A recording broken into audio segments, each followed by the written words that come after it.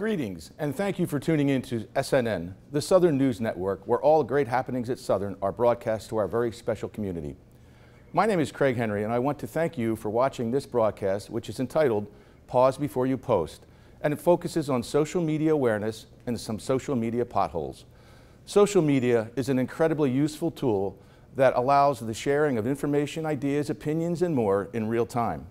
Social media has become an integral part of everyday life that has revolutionized how we communicate while simultaneously removing any and all previous communication and networking boundaries.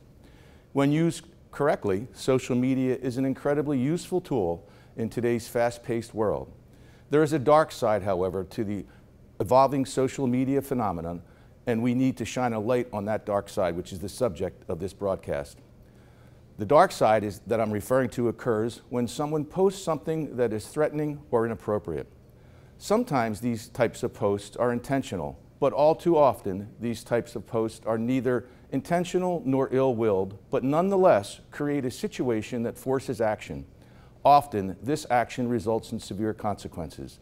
This information will be shared and discussed in a panel format. With no further ado, I would like to introduce and welcome our panelists and then hand off to our moderator. Representing our school administration is Dr. Elizabeth Braun, middle school principal, and Mr. Eric Wilhelm, high school principal. Mr. Jonathan White, school psychologist and child study team supervisor. Representing the Ocean County Prosecutor's Office is Mr. Anthony Piero, who is the assistant prosecutor in charge of the juvenile division. Representing Stafford Police Department, our moderator, Officer Chris Fritz, who is a Southern alumnus, a DARE officer, and who has also been at the forefront of Stafford Police Department's community policing initiative. Officer Fritz, thank you for agreeing to moderate our panel discussion. Thank you, Mr. Henry. Good morning, everybody. Good morning. Good morning. Really appreciate you guys taking time out of your busy schedules to be here today. This is a very important topic and one that we as law enforcement are handling much more often than we used to handle.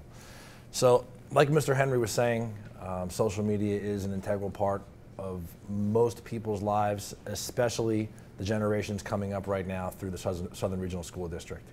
As such, we as school resource officers and patrol officers, we are dealing almost on a regular basis with posts that are inappropriate, threatening, cyberbullying, inappropriate photographs being shared back and forth amongst middle schoolers and high schoolers. So I'd like to just get a little bit of insight to share with both the student population as well as the parents at home, so they have a little bit more of an understanding of what the consequences of these actions can entail. So from a law enforcement perspective, we receive word of an incident.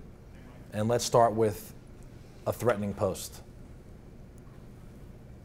Perhaps the scenario is a student posts something briefly on Snapchat of him or her holding what may or may not be a real gun.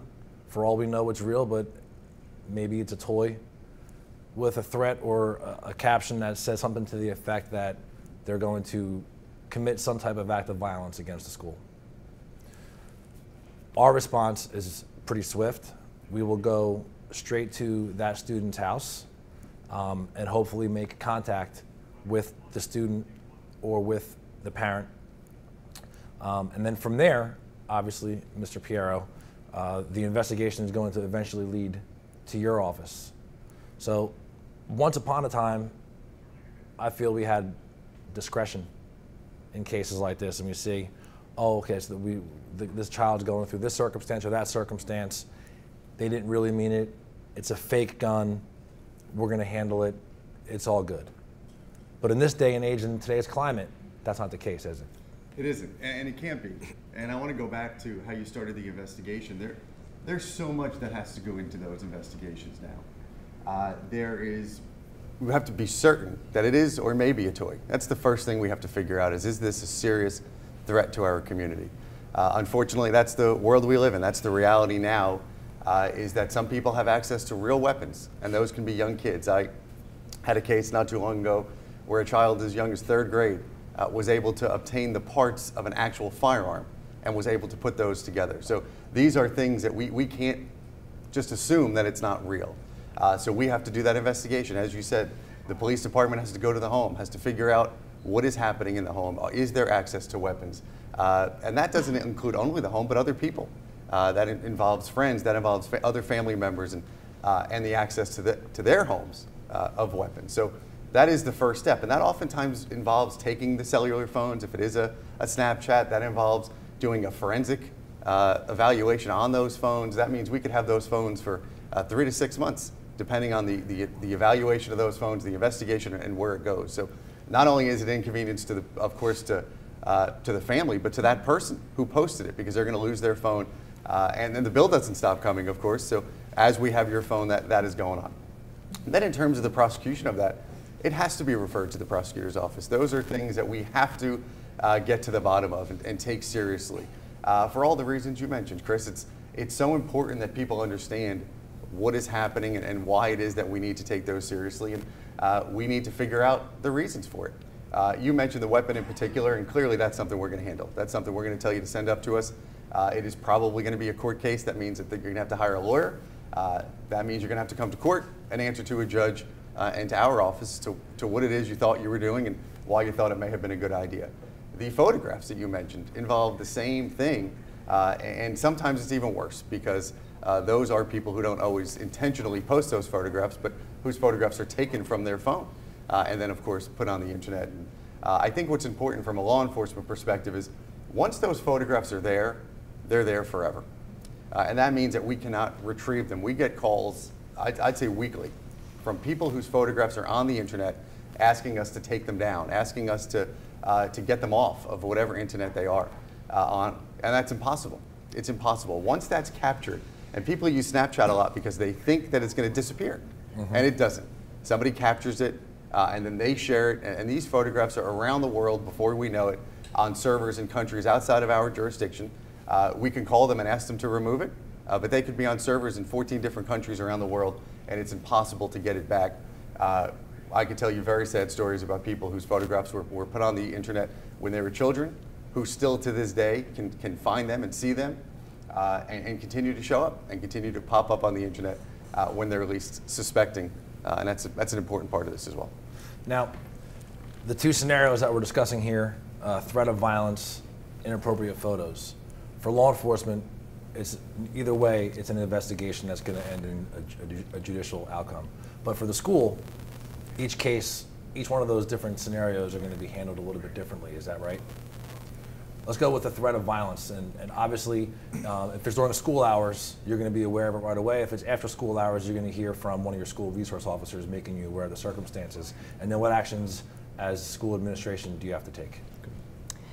Well, as soon as we get that information, and our police department here has done such a great job of communicating with us quickly, and thankfully in the situations that I've dealt with directly, it's not been something where they've ascertained that it was a real threat to the community at that moment in time. However, for us, we're going to do our information gathering in school, talking to the student's assistant principal, to their guidance counselor, to their teachers, making sure there isn't something that would be a concern or raise a red flag for us. The student obviously is suspended from school, and we arrange for the student to have a psychiatric screening, because we're not mental health professionals, and in this case, when there's a threat of that nature, we want to make sure, especially in this day and age, that we have, looked into every possible scenario, and that the student is cleared by a mental health professional before they return to school. Okay. And Mr. White, that's where it lands in your office, correct? Correct. We facilitate and arrange that evaluation, and the evaluation really is similar to an investigation that goes on in the police department or the prosecutor's office. We want to make sure that student is functioning well, there aren't any psychosocial stressors relationally here in the building or in the community. They're experiencing positive results, and there's no signs of significant stress. It's really a global assessment. There's no one indicator that's looked for, but they're trying to get an assessment of whether that student is a risk to themselves or others for various different reasons. So it's comprehensive, and in the end, it ends up being beneficial for the school population, and the student themselves, because when they're able to return, the explanation is that I've returned and I'm doing well, and the doctor has seen me and there's no risk. Okay. So, wrapping it up, for a threatening post, a 14, 15, 16-year-old kid having a bad day, angry about whatever, has a lot of responsibility right there in his or her hands, right? That cell phone in and of itself is a huge responsibility, let alone having basically what equates to global access and global communication through a social media account. They impulsively post something that gets sent to their friends, and those friends tell their parents, or in some circumstances, and I failed to mention this before, some of these social media platforms have systems in place that are they're self-monitored, and they will alert law enforcement. Frequently, it's federal law enforcement who will then contact the local jurisdiction about the post. That was one of our most recent incidents, as a matter of fact. Police investigation, criminal charges, suspension from school, parents surely within the school system, within that kid's circle of friends knowing about it, and then a psychiatric evaluation. All because of what normally boils down to an improper decision, an impulsive decision. So it's a lot of responsibility that parents need to take into consideration when they are allowing their children to have social media accounts. And for our older students, it's something that they need to be aware of as well. So now the inappropriate photo sharing, which is something that, for whatever reason, it's more of a middle school thing, right, than it is a high school thing in the last few years. Have we dealt with it more with the middle school age kids than we have at the high school?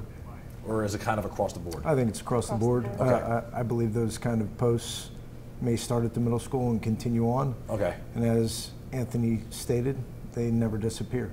Now, let's say a boy shares a photograph with his girlfriend or vice versa, and let's say it is a naked photograph of a minor.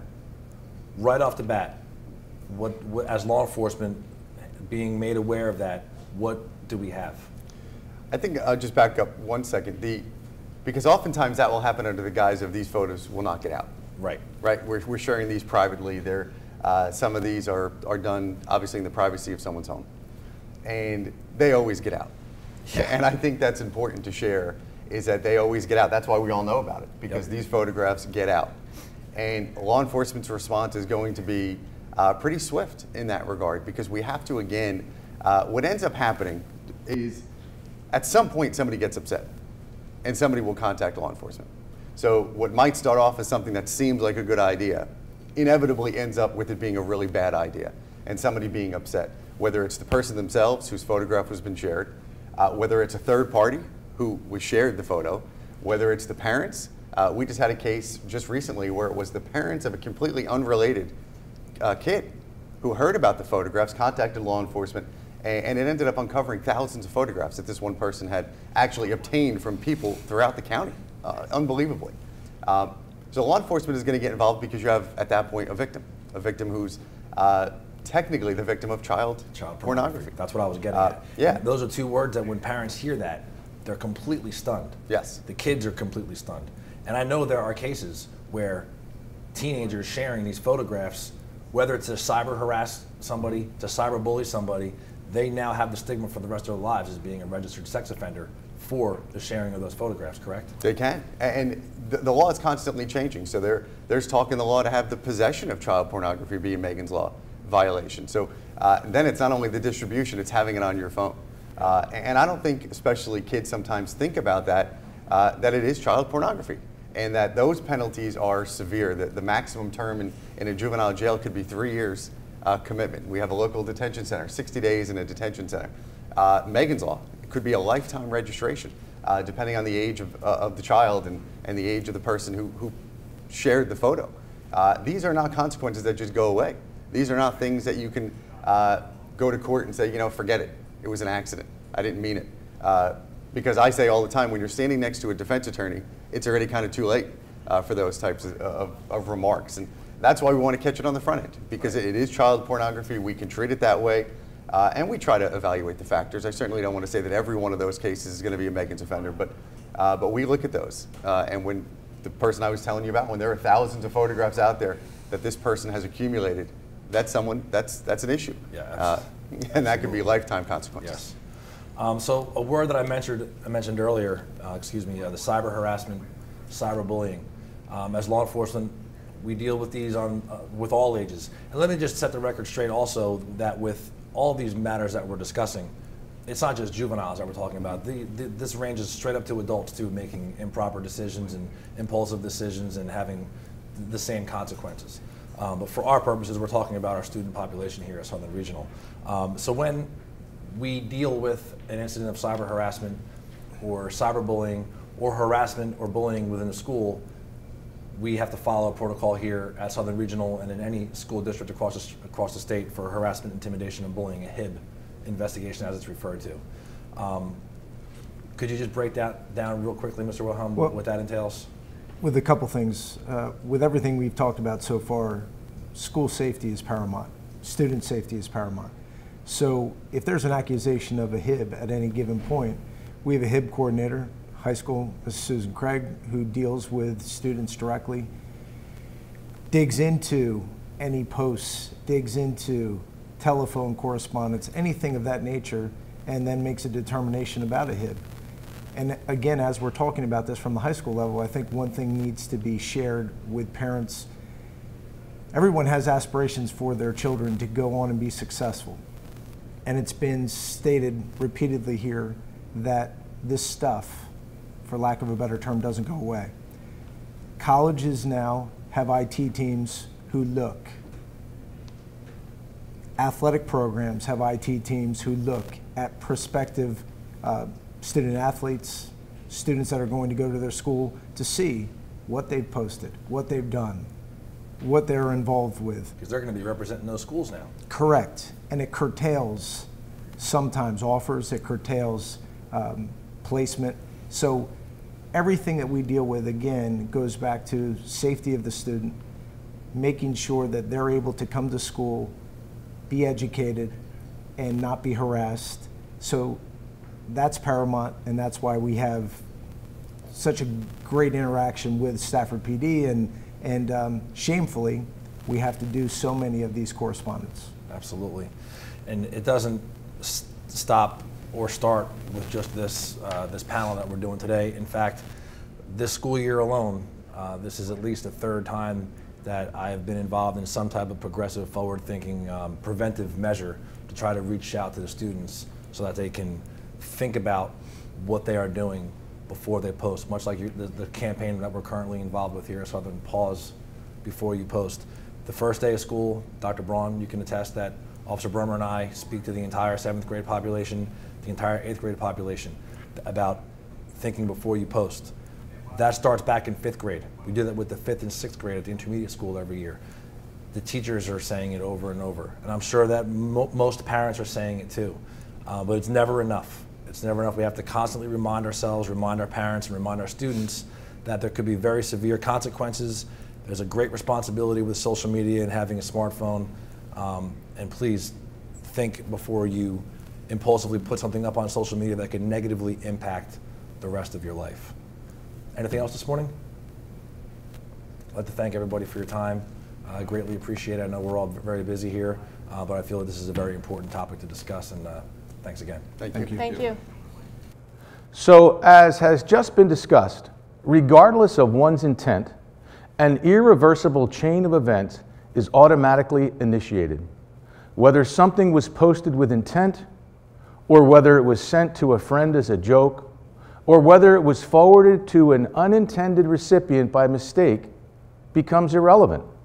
An irreversible chain of events is initiated and starts with a police action that usually includes a home inspection, phone and/or computer confiscation, a referral and possible involvement with the Ocean County Prosecutor's Office, formal legal charges are levied, a suspension from school, and a mandatory psychiatric analysis to determine if and when the individual may return to school.